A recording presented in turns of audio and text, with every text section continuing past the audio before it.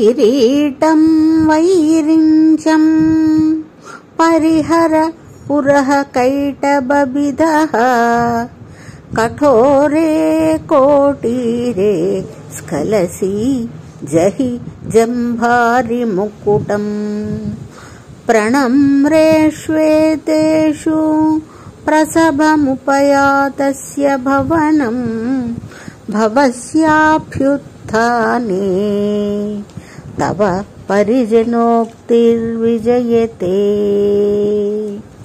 ఇది సౌందర్యలహరిలోని 29వ శ్లోకం.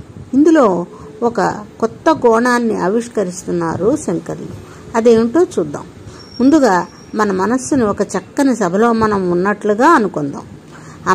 అమ్మ సింహాసనం మీద కూర్చుని అతి ముఖ్యమైన విషయాల్ని బ్రహ్మ, విష్ణువు, ఇంద్రుడు, ఇతర దేవతలు అమ్మ పాదాల చెంత నిలబడి విషయాలని అమ్మకి వినిపిస్తున్నారు. అప్పుడు ఒక చిలుకత్తె వచ్చి, అమ్మా, అయ్యవారు భిక్షకు ఏం చేస్తున్నారమ్మా అని చెప్పింది. ఇక చూడాలి అమ్మవారి యొక్క హడావిడి. వెంటనే లేచి వెళ్ళి అయ్యవారి పాదాలకి మొక్కి ఆయనకి సపర్యలు చెయ్యాలి అన్న కంగారుతో తొట్టుపాటు పడుతూ లేస్తూ కుచ్చిళ్ళు కాళ్ళకి అడ్డు తగులుతుంటే అక్కడో అడుగు ఇక్కడో అడుగు వేస్తుంటే పక్కనే ఉన్న చిలికత్తెలు, అమ్మా ఇది బ్రహ్మగారి కిరీటం, తప్పించుకో తల్లి, అదిగదిగో ఆ విష్ణుమూర్తుల వారి మణిమయమైన వాడి అంచులుగార కిరీటమమ్మా, తొట్టుపాటు పడతావేమో అమ్మా, జాగ్రత్త, అయ్యయ్యో ఇది ఇంద్రుడి కిరీటం తల్లి, ఇది తగిలి జారిపోతావేమో అమ్మా, కంగారు పడకు, జాగ్రత్తగా నడు తల్లి అని నీ చెలిగత్తెలు నిన్ను హెచ్చరిస్తూ ఉంటే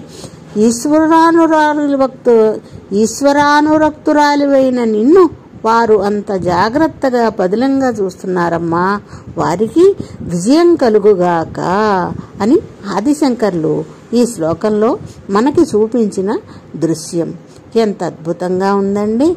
మరి మన అమ్మని అంత జాగ్రత్తగా చూస్తున్న ఆ కోటి యోగిని గణములకి శంకరులతో కలిసి మన నమస్కారాలను కూడా అందచేద్దామా? ఇక సభ చాలిద్దాం. అమ్మని అయ్యవారికి కడుపు నిండా బొవ్వ తినిపించాలి కదా.